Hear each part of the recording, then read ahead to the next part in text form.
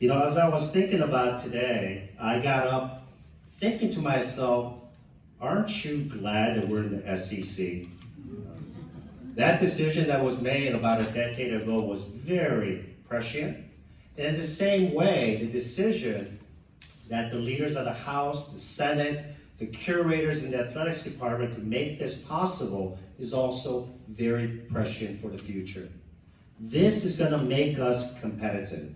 But before I begin my remarks, it's so important for me to thank the incredible leadership of Senator Esslinger, Representative Curtis Gregory, and Mike Henderson, who led this bill, but also all of the legislators that are here that passed this overwhelmingly in both houses.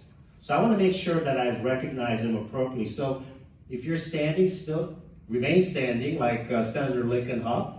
Senator Huff, thank you. Representative Ken Hayden, please stand.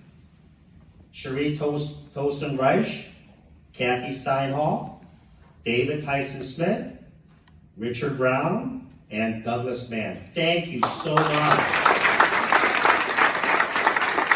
In addition to this bill, your strong support of the university is so critically important.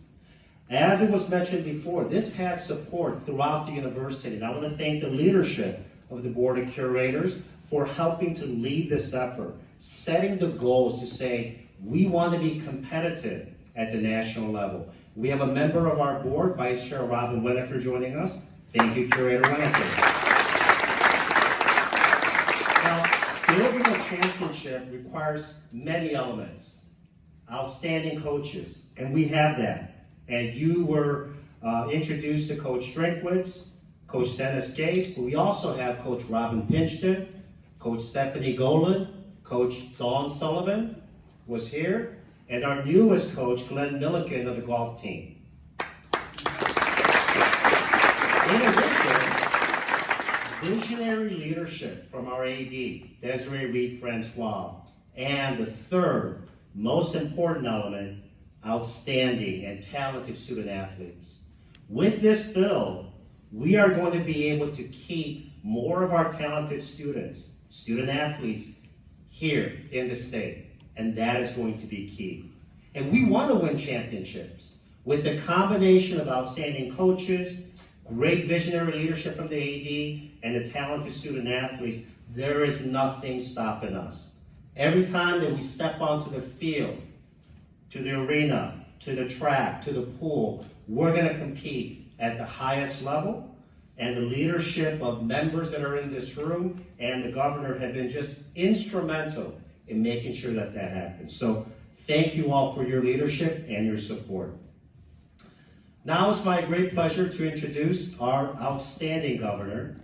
And our outstanding governor is someone who is a champion for Missourians.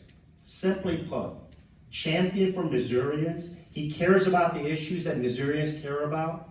He is the hardest working man in Missouri, and he shows that he cares. Every time he shows up to events like this, that he cares about Missourians. He's been singularly focused on creating successful financial models that sustained us during the pandemic. He was also focused on economic growth and innovation in the state and improving the quality of life that is the envy of many in this country. Also in Governor Parson, we have a champion and a friend like no other for higher education. We've experienced the highest record-setting appropriations and capital projects with this leadership, and we are so grateful, so grateful. But before I do introduce, I did remind myself to put someone else on here that I didn't recognize before, and that is our 35th Senator, Pat Thomas. Thank you. I don't know why I forgot it, but as I saw you, I wanted to make sure. But Governor, you've been an instrumental leader. We are so proud to call you the leader of our state. And so it's now my great pleasure to introduce the 57th Governor of this great state of Missouri, Governor Mike Parson.